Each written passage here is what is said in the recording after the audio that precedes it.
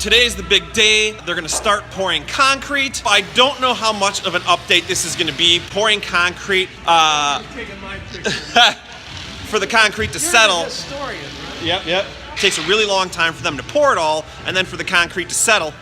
So it's probably all they're gonna be doing this week because once it's poured, they really can't do anything else. So,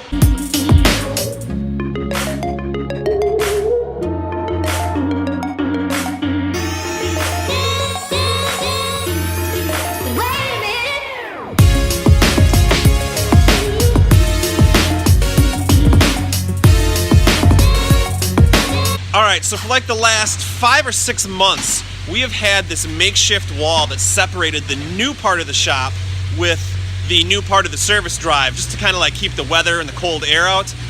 Today, they're finally taking it down. It's all gonna be one.